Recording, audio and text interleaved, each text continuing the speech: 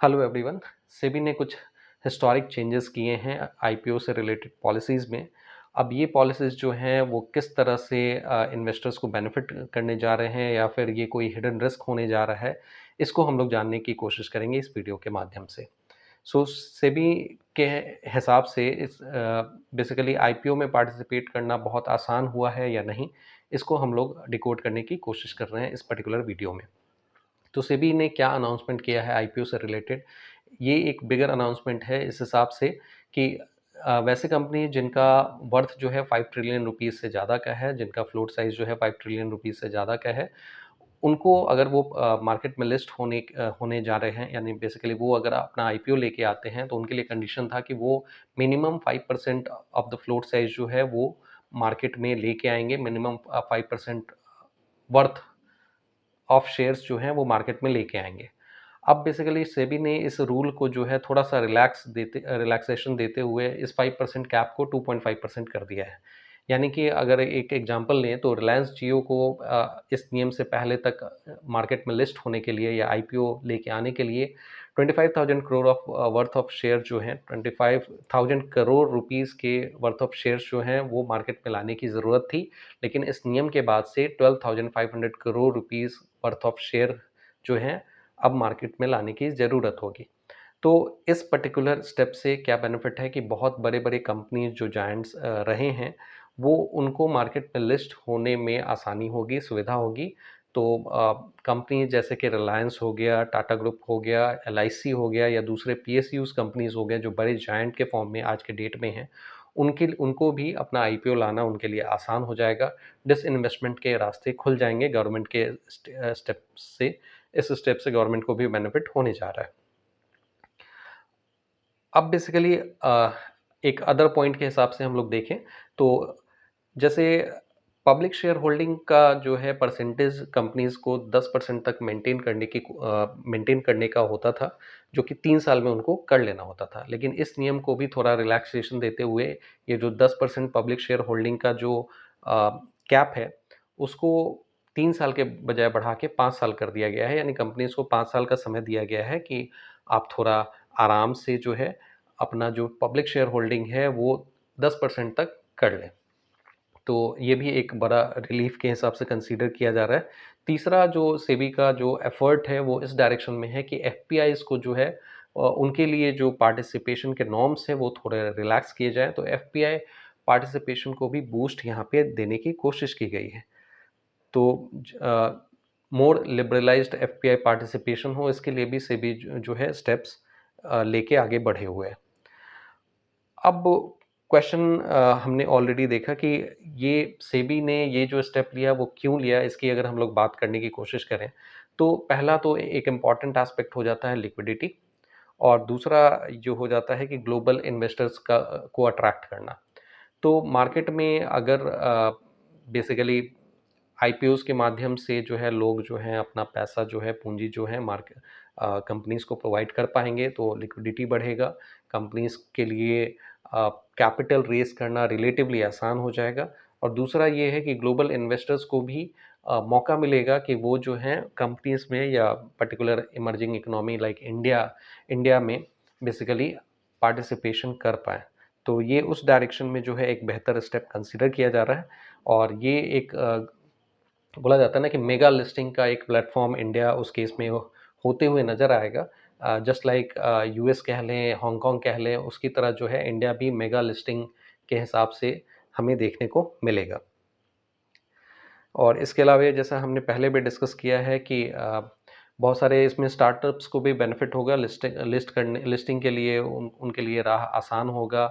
Unicorns जो जो भी हैं उनको भी लिस्ट होना रिलेटिवली आसान हो जाएगा।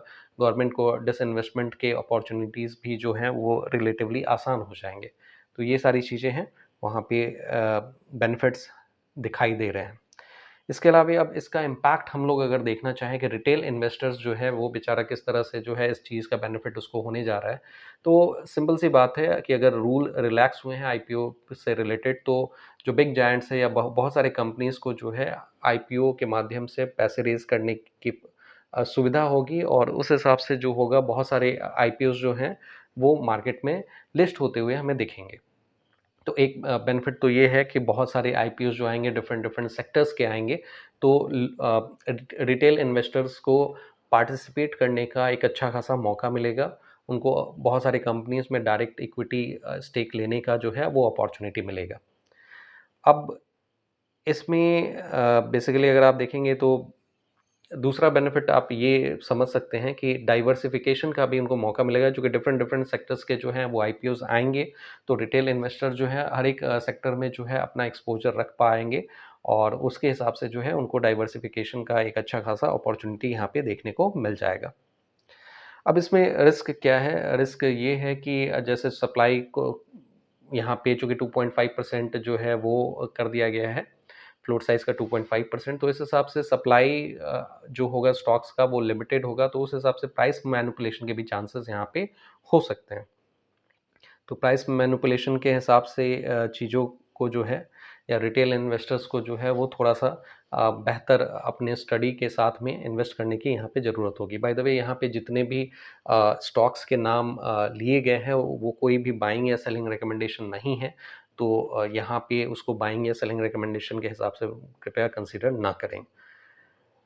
अब यहाँ पे अगर हम लोग सेक्टर्स की बात करें कि कौन से सेक्टर्स इस पर्टिकुलर सेबी के स्टेप से बेनिफिशियल होने जा रहे हैं, तो टेक्नोलॉजी और स्टार्टअप्स को यहाँ पे डेफिनेटली बेनिफिट मिलेगा। बहुत सारे जायंट्स ऑलरेडी हैं। ओयो, स्विगी टाइप कंपनीज जो हैं उनको यहाँ पे बेनिफिट देखने को मिल जाएगा। रिन्यूएबल एनर्जी के सेगमेंट में भी जो हाईली कैपिटल इंटेंसिव है वहाँ पे भी इनको बेनिफिट मिलेगा। टेलीकॉम और डिजिटल सेक्टर में भी जैसे जियो, एयरटेल सब्सिडरीज़ को लिस्टिंग में बेनिफिट देखने को मिल सकता है। डिफेंस एंड पीएसयूज़ सेगमेंट में भी जो है यहाँ पे बेनिफिट इनको देखने को मिल सकता है। तो ये कुछ सेगमेंट्स हैं जिनको इन पर्टिकुलर सेबी के रिलैक्सेशन रूल्स से जो है बेनिफिट देखने को मिल सकता है। अब बेसिकली यहाँ पे क्या मोटा-मोटी काम के हिसाब से क्या चीज़ें हम लोगों को देखनी है, क्या समझना है, कैसे हम लोगों को पार्टिसिपेट करना है, इसके बारे में अगर हम लोग डिस्कशन करें एज़ अ रिटेल इन्वेस्टर, तो काम की चीज़ ये है कि एक तो आँख बंद करके अपने हार्ड अर्न्ड मनी को जो है यूँ ही किसी पर्टिकुलर आईपीओ में नहीं लगा देना है। आपको जो है अच्छा खासा स्टडी करना है, कंपनीज़ के फंडामेंटल्स भी देखने हैं, और उसके हिसाब से जो है आपको आईपीओज़ में पैसे लगाने हैं। एक तो ये। दूसरा पॉइंट ये है कि अगर बहुत कुछ समझ में नहीं आ रहा है तो आप वैसे आईपीओज़ को ऑप्ट करें, वैसे आईपीओज़ में जो है बेसिकली स्ट्रेंथ ढूँढने की कोशिश करें जहाँ पे क्वालिफाइड इंस्टीट्यूशनल बायर्स जो हैं वो ज़्यादा पार्टिसिपेट कर रहे हैं। क्यूआईबीज़ जो हैं वो ज़्यादा पार्टिसिपेट कर रहे हैं।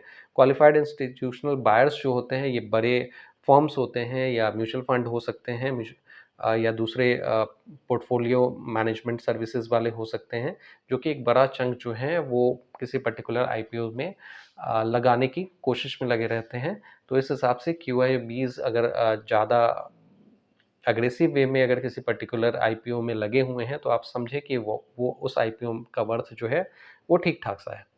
तीसरा जो है, प्रॉफ़िट बुकिंग आप ज़रूर कंसीडर करें। जिस समय लिस्टिंग हो रहा है, अगर आपको गेन ठीक-ठाक दिख रहा है तो एटलीस्ट पार्शियल प्रॉफ़िट तो ज़रूर आप बुक करने की कोशिश करें, सो दैट कि आप मैनिपुलेशन के शिकार होने से बच जाएँ। अगर इन केस कहीं पे प्राइस मैनिपुलेशन का स्कोप अगर दिखता है, तो उन चीज़ों को होता है ना, टाइम बाउंड मैनर में जो है उसको ट्रैप किया जा सके। तो ये चीज़ें भी आप ध्यान में रखेंगे। एग्ज़िट स्ट्रैटेजी जो है उसको भी आप अपना प्लान करके रखें। एकदम से ब्लाइंडली उसको होल्ड करने की कोशिश में ना रहें। उसके अलावा अगर आपको बहुत ज़्यादा कॉन्फिडेंस नहीं आ रहा है किसी पर्टिकुलर स्टॉक में या फिर सेगमेंट में, लेकिन फिर भी आप उसके लिए जो है आपको लग रहा है कि हाँ ये मतलब ठीक जा सकता है, तो आप उसको ईटीएफ के माध्यम से या म्यूचुअल फंड के माध्यम से होल्ड करने की कोशिश कर सकते हैं। आप देख लें कि कौन सा म्यूचुअल फंड जो है या ईटीएफ जो है उन पर्टिकुलर स्टॉक्स को या आईपीओज़ को जो है वो होल्ड करने जा रहे हैं या फिर क्यूआईबीज़ के तौर पे जो है उसमें पार्टिसिपेट किए हैं। तो आप म्यूचुअल फंड के तौर पे के माध्यम से भी उनको होल्ड करने की कोशिश कर सकते हैं। तो इन सब के हिसाब से कंक्लूजन क्या है कि सेबी का ये जो रूल है वो डबल एज सॉर्ड है। एक तो ये है क्योंकि बहुत सारी कंपनीज़ जो होंगे वो आईपीओज़ लेके आएँगे, और रिटेल पार्टिसिपेंट्स जो होंगे अगर आँख बंद के करके पैसे लगाएँगे तो उनके पैसे डूबने के भी चांसेस बढ़ जाएँगे। तो यहाँ पे एक पर्टिकुलर प्रॉपर स्ट्रैटेजी के साथ में इवन एंट्री और एग्जिट दोनों के साथ में जो है अपना अ, समझते हुए जो है पार्टिसिपेट करने की ज़रूरत होगी। तो एक डबल एज स्वॉर्ड की तरह जो है सेबी का ये रूल आप कह सकते हैं कि है। लेकिन डेफ़िनेटली इसमें नो डाउट कि इससे कंपनीज़ मेगा लिस्टिंग जो होगी कंपनीज़ का वो इंडिया में देखने को मिल जाएगा। ग्लोबल पार्टिसिपेशन जो है वहाँ पे बढ़ने की उम्मीद हमें देखने को मिल जाएगी। तो अगर आपको लगता है कि ये डिस्कशन में जो आप पार्ट लिए हैं ये फ्रूटफुल है तो आप इस वीडियो को लाइक कर सकते हैं, इस चैनल को सब्सक्राइब कर सकते हैं। आपके कुछ क्वेरीज हैं तो नीचे कमेंट बॉक्स में ज़रूर मेंशन करें। आप इस पर्टिकुलर जो सेबी का रूल है उसको आप किस तरह से देखते हैं वो भी आप नीचे कमेंट बॉक्स में मेंशन कर सकते हैं। Thank you very much for your participation.